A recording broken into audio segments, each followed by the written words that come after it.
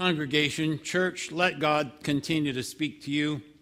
Maybe not through my episode precisely, but let God use my voice to get to you today, to reach you where you are. You know, this is Sunday, Friday, the 16th of August. Every single calendar I could put my hands on, anywhere it was, I would circle the 16th of August. I mean, if you found any calendar that has the 16th of August circled on it, you would say, Jerry must have been here.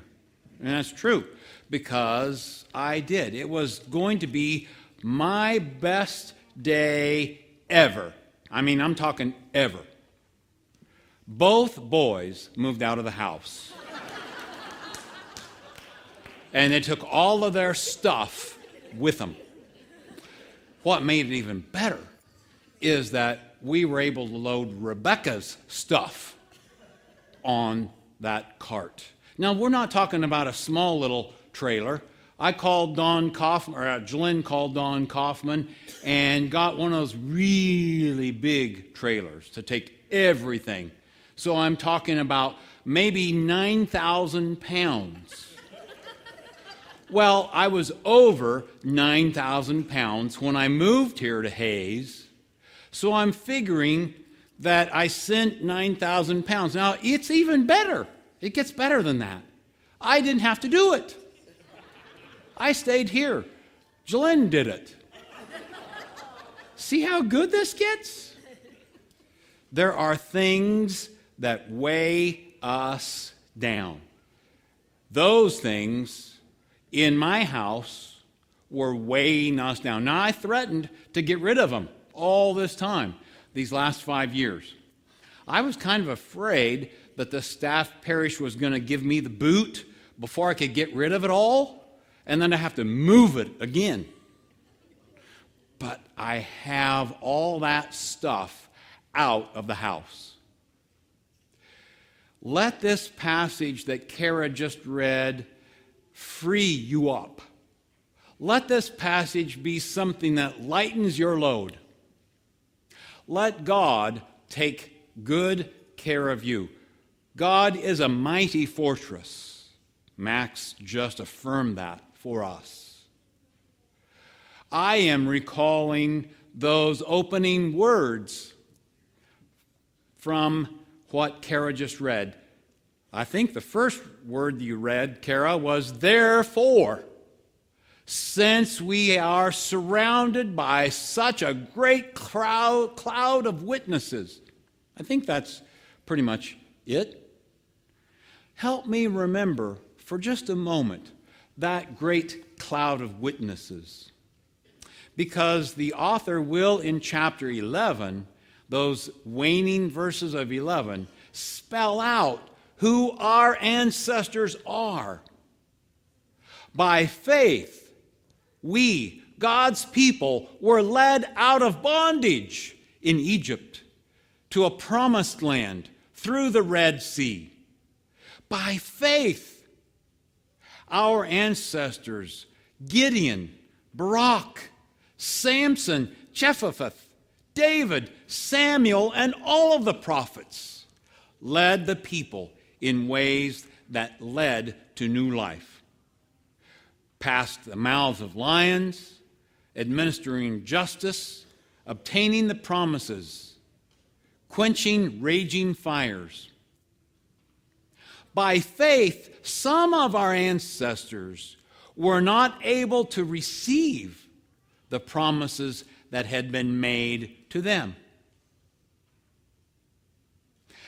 That is the great cloud of witnesses of our ancestry. You can add to that if you so desire.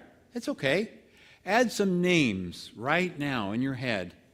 Grandpa, grandma, aunt, uncle, mother, father. Those who you can think of that helped you get to where you are right now. So why would you want to be weighed down with things of this earth? Why wouldn't you want to choose the things that lift you up. You are standing on the shoulders of those who have gone before us, our ancestors who answered the call of God, who go before us, preparing a way for us to go. Why wouldn't we want to receive that?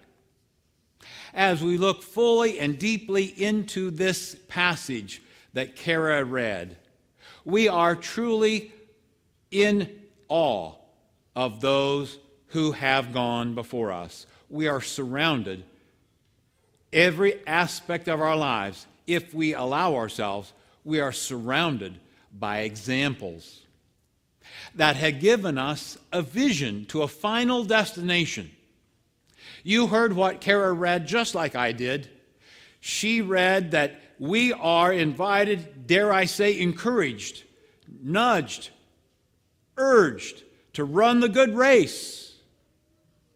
Olympians are training right now. You've been watching Usain Bolt like I have. I can't do the Usain Bolt thing, but you've been watching all the Olympians. Why aren't you? Why am I not training like those Olympians? Not for an Olympic event, but for life. For the game, the life, that moment in time that you're living right now. Our final destination, our vision of destination, as the apostle says, is something remarkable. It's to keep our face focused as we're running the race of life. Keep our eyes on the cross, to keep our face pointed toward the cross, to keep our lives focused on the divine, on things of God. That's the challenge for us, is to keep our eyes, our lives focused on the Messiah, on God, our final vision of destination, where we want to be. Why would we want to be weighed down with those things that seem to cumber our lives, those things that seem to keep us weighted down? We don't. We can free ourselves. The apostle finally ends up by saying those moments in life are temporal, are material. Let go of some of them. There may be a time in the coming days, weeks, that you can discard some unnecessary luggage. Now, it may not be as dramatic as it was for me. That's just me. I had the 16th of August circled on the calendar, red and yellow and black and blue and white. I was looking forward to getting rid of some stuff. Why don't you find a calendar and get rid of some of the things? Why don't you circle a day and say, that's my day, where I will get rid of some of the luggage, the baggage, some of the things that are weighing me down. Circle it and look forward to it. Invite Don Kaufman to bring you a trailer if you need it, and move it out of town. That may be your day today. This evening at 7 minutes after 7, somebody said, well, why is it 7:07? And because I think, Joe, you'll remember 7:07, first of all. Second of all, it's based on Matthew chapter 7, verse 7.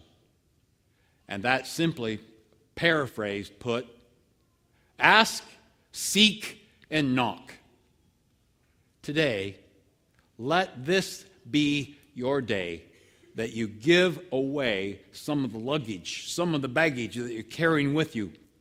Let your day end at 7:07 in a contemporary service, 6th and Elm Street.